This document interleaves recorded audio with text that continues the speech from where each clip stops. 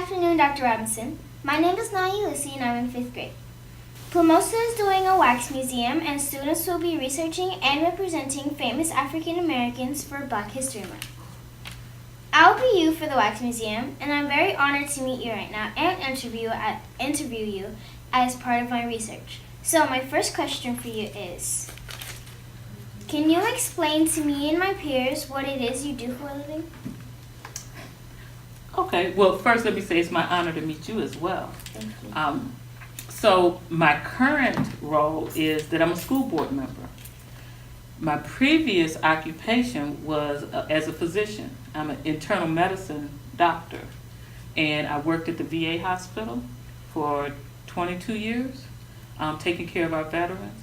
So it depends on which hat I'm wearing is how I should answer that question. But truthfully, I retired from the practice of medicine about a year ago.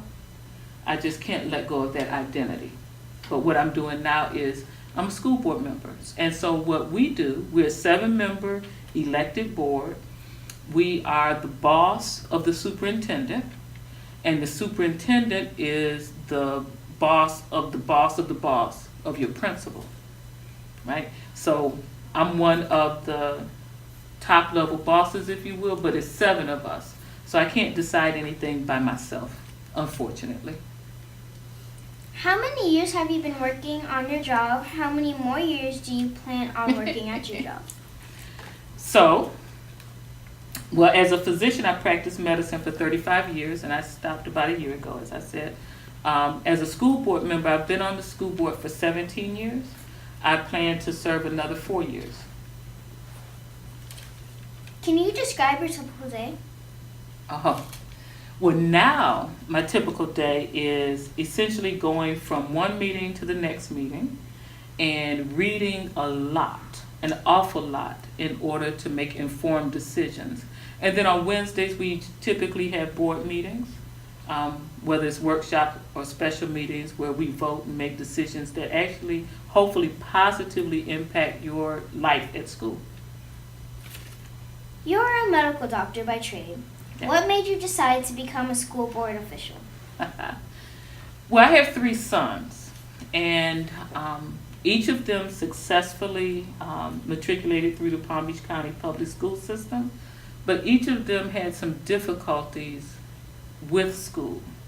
And so I started off as a parent advocate, essentially fighting for my own children, and then I decided that really it would be selfish of me to only fight for mine. And so I started working, I created a nonprofit actually to work to try to improve the educational outcomes of students in Palm Beach County. And through that led to me running for school board. I really didn't plan to do it. It was just a natural outgrowth of my advocacy. You have served Palm Beach County schools in District 7 for over 17 years. What is the most satisfying thing about this job? Meeting people like you. Did you know you were going to be doing this job when you were my age? I had no idea.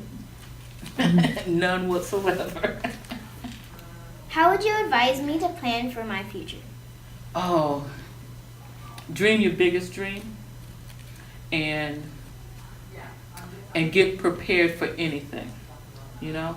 Like, so you have to make sure that that you develop the skill of reading and comprehending, and even more importantly, thinking about what you read. Because I'm counting on you and your peers to come up with great ideas that we haven't thought of, you know? And in order to do that, you have to really be able to think. You can't just repeat back what you learned, right? And so if you take that desire to learn and to think and match it with your biggest dream, you'll just be awesome. As we celebrate Black History Month, what words of wisdom can you share with the young people like me? So is my response supposed to be limited to Black History Month context? Okay. So I would say truly learn your history. One of the many things that I fight for is for us to teach history, what I call 360 degrees.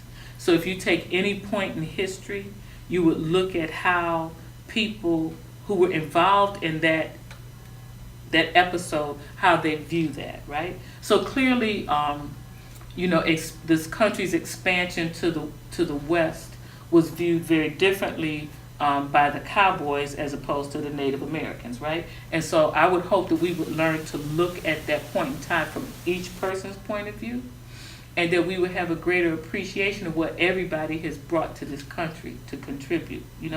One of the things that really hurts my heart is when our history is discussed as if our history started with enslavement, right? When it didn't, right? And so I would hope that there would be a greater emphasis, not just during the month of February, but all year, on teaching everyone the greatness of for example, the ancient African civilizations, right? The architects, the engineers, the doctors, and all that really developed in the ancient African world, right? So we don't hear that. And so there's a great difference between the way I view myself if I believe that my history started with enslavement in this country versus when I know that my ancestors really started the first democracy, developed the pyramid, like the true father of medicine. When I graduated from medical school, we had to take the Hippocratic Oath, right? As if Hippocrates was the father of medicine, and that's what he's called. The true father of medicine was Imhotep, an African, right? And so as a physician, I take great pride in that, and it helps me not only to stand taller, but to have greater expectations of myself, right?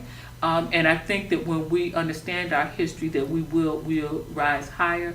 And not only that, the people around us will have greater expectations, and so it can only help. Well, is there anything else you would like to share? You gonna give me another prompt? I can't, no. No, it's an honor meeting you. Thank you. Okay.